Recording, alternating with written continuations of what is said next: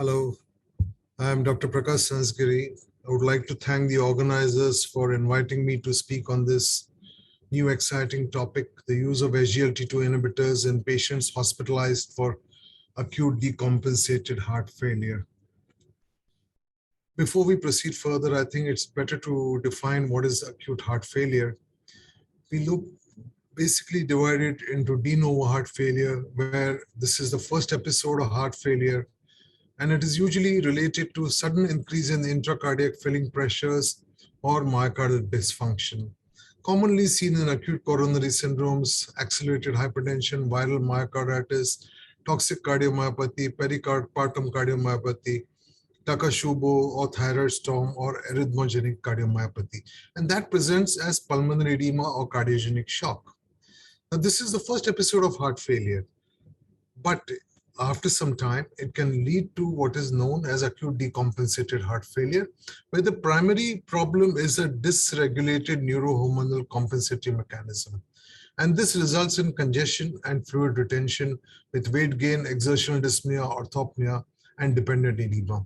It's important to know that the treatment of these two is variable because the treatment of the de novo heart failure primarily at the initial stages is treatment of the primary pathology. Going further, it is important for us to realize that heart failure carries a very high risk.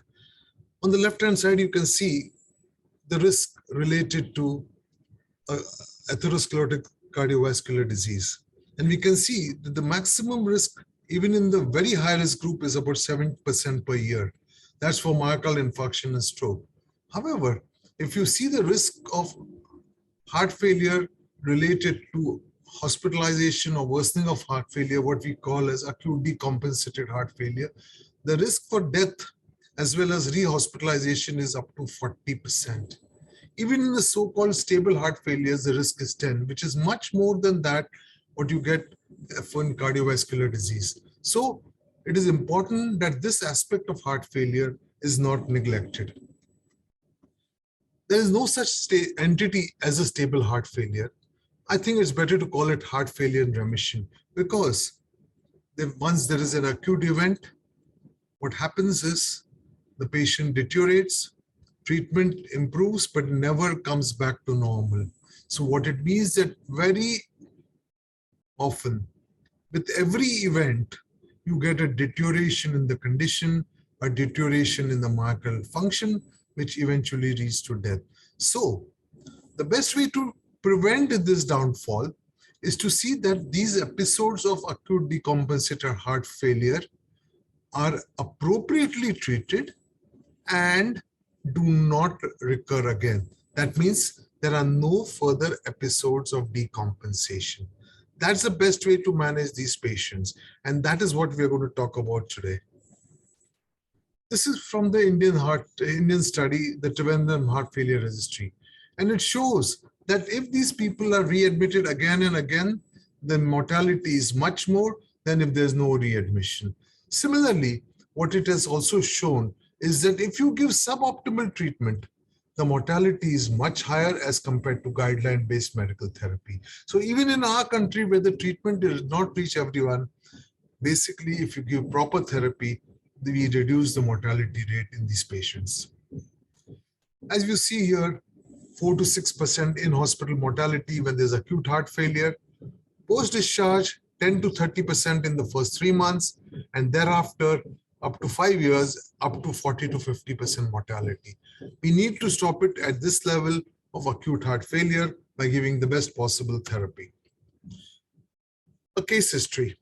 59-year-old male patient, hypertension, past myocardial infarction, complaints of orthopnea, fatigue, dyspnea, and exertion over 1 year. He presents to the ER with a blood pressure of 120/80, ECG acute old enterocephaly MI, no acute coronary syndrome, no arrhythmias. 2D echo done in the ER shows ejection fraction of 35% with a lowered GLS and normal E/E' ratio. Patient is hospitalized in the intensive care unit and stabilized over 4 days. After medication, the NT-proBNP falls, urine output increases, and patient is eventually stabilized with a stable eGFR and normal sodium and potassium levels. He is then transferred from intravenous loop diuretic therapy to oral diuretic therapy. So is that the patient is now getting ready to be discharged, very stable, receiving torsemide 20 milligram orally, metoprolol 25 milligram orally. Now, is this therapy which has been given to the patient adequate? That's the topic of discussion today. And this is a patient with acute decompensated heart failure. We know from the ESC HFA guidelines that these 4 drugs, the 4 foundation therapies of heart failure, beta blockers, SGLT2 inhibitors, ACE, ARBs or ARNI, and MRAs should be given to all patients. And this is on the basis of multiple randomized trial where they have shown that all these drugs are beneficial and together give the maximum benefit in reducing mortality, reducing morbidity, improving the quality of life, as well as reducing heart failure hospitalizations. SGLT2 inhibitors are the new people in the field, and they are beneficial in acute decompensated heart failure because they help in preload reduction, they increase the free water clearance, reduce the pulmonary vascular pressures, and reduce the intraglomerular pressure. Their benefit in the myocardium is related to the metabolic efficiency, better diastolic relaxation, and improving the oxygen uptake and utilization. In the long run, they also benefit LV remodeling and fibrosis. As far as afterload reduction, they improve the endothelial function and decrease vascular stiffness and decrease neurohormonal stimulation. So all in all, SGLT2 inhibitors have been shown to benefit preload, afterload, and help the myocardium, therefore improving the cardiac structure and function in these patients. Emperor Reduced trial was a landmark trial. And the most important thing which I want to stress is that the benefit of giving empagliflozin in these people with heart failure, with reduced ejection fraction, but relatively stable patient was that the benefit came as early as 12 days. Similarly, at 34 days, statistically significant benefit vis-a-vis placebo. This is to say that we know that the greatest mortality for heart failure patients is in the early phase. And giving this drug to these patients in the early phase at the time of hospitalization will be much more beneficial in reducing the mortality and reducing heart failure hospitalizations. A trial was conducted. I should call this more like a pilot study. It was called the EMPA Response HF study.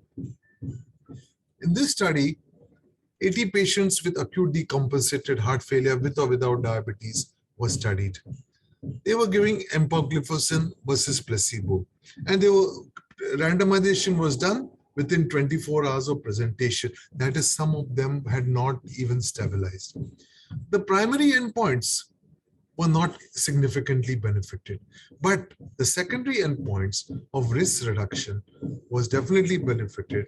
That would mean that as compared to placebo, worsening of heart failure in hospital, death or heart failure at 30 days, death of heart failure at 60 days, and worsening of heart failure at 60 days, or all the composite secondary endpoints were much better in the empagliflozin group as compared to the placebo.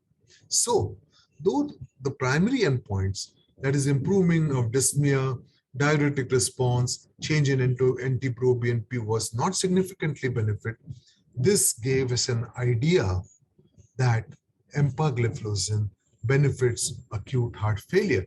So as a consequence of that, now this was in 2020, okay, published in 2020. Another trial was, it is not published, but it was presented at AHA. This was, and later on published in 2021 in the European Journal of Heart Failure. This was the EMPULSE trial. In EMPULSE trial, 530 patients with acute heart failure randomized between day 1 to day 5 to empagliflozin and placebo and followed up to 90 days. The endpoints which were just was death, number of heart failure events, time to first heart failure event, and the quality of life. And all these were assessed over a period of 90 days in these patients. It was important that these people were definitely heart failure, and they should have had dyspnea at rest or on minimum exertion, signs of decompensation, at least 2 of them, seen in the patient at the time of enrollment. Inclusion criteria were those people with heart failure, acute decompensated heart failure or de novo heart failure.